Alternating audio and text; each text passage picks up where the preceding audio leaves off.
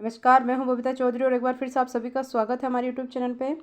आज हम बात करेंगे कि एक सीनियर या वरिष्ठ पेंशनभोगी जिनको रिटायर्ड होने के बाद में 5 साल तक पेंशन नहीं मिली थी और फिर किस प्रकार से उन्होंने पेन ग्राम्स में शिकायत की, किस प्रकार से उन्होंने सहायता की उनकी, और उनको 5 साल की पेंशन तो जो मिली उसके साथ ही 20% एक्स्ट्रा पेमेंट जो था पेंशन, तो अतिरिक्त पेंशन जो थी वो भी उनको दी गई।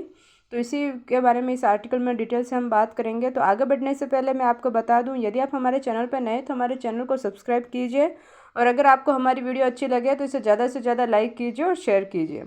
केंद्र सरकार से रिटायर्ड स्वर्गीय श्री राम कृपाल सिंह की पत्नी श्रीमती संजीरा देवी को 5 साल की देरी के बाद उनकी संशोधित पेंशन मंजूर की गई और उन्हें बकाया राशि के साथ साथ 20% अतिरिक्त पेंशन का भी भुगतान किया गया। अब हम बात करें कि पूरा मामला क्या था। श्रीमती संजीरा देवी जो एक वरिष्ठ पेंशनभोगी हैं, उनको ईपीएफओ में स्वीकृत पारिवारिक पेंशन के साथ साथ अतिरिक्त पेंशन नहीं मिल रही थी। इस समस्या के समाधान के लिए उन्होंने 1 मार्च 2024 को पेनग्राम्स पोर्टल पर शिकायत दर्ज कराई। उन्होंने अपनी शिकायत का संबंधित मंत्रालय के साथ सक्रिय रूप से अनुसरण किया।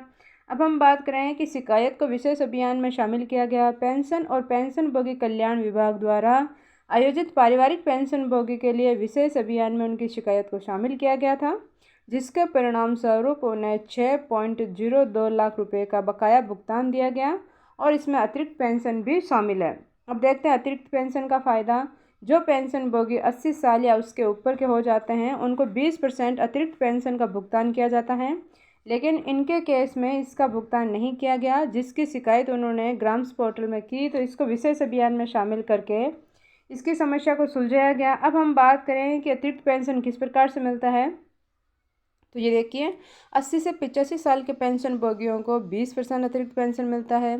85 से 90 के लोगों को 30% और 90 से 95 साल के लोगों को 40% एक्स्ट्रा पेंशन मिलती है। 95 से 100 में 50% और सेंचुरी पार करते ही आपको 100% पूरा पेंशन है जो प्राप्त होता है अतिरिक्त, और इतनी शायद ही कोई हो।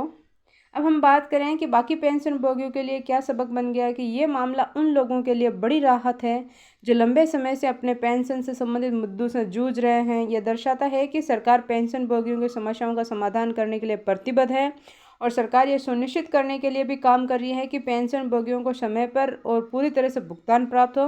बस आपको अपनी समस्याओं को जग जाहिर करना है, लोगों को सामने रखना है, अपने ग्राम्स पोर्टल पर जाना है, जिस भी से पे रिलेटेड आपकी समस्या है वहाँ पे आपको अपनी शिकायत दर्ज करानी है।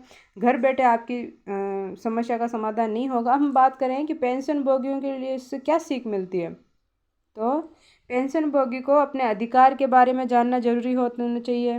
पेंशनभोगी को मालूम होना चाहिए कि उनकी सही पेंशन कितनी है। अगर कम मिल रही है तो वो इसकी शिकायत पोर्टल पर कर सकते हैं। पेंशनभोगी अपने समकक्ष रिटायर्ड सहकर्मी और सेवानिवृत्त कर्मी से टच में रहें ताकि वर्तमान में क्या घटित हो रहा है उनको मालूम हो सके। इस चीज़ से क्या निष्कर्ष निकलता है, श्रीमती संजीरा देवी को अपनी पेंशन से संबंधित समस्या का समाधान करने के लिए 5 साल का इंतजार करना पड़ा था। उन्होंने इस पोर्टल पर शिकायत दर्ज करके और इसका सक्रिय रूप से अनुसरण करके अपनी समस्याओं का समाधान पाया है।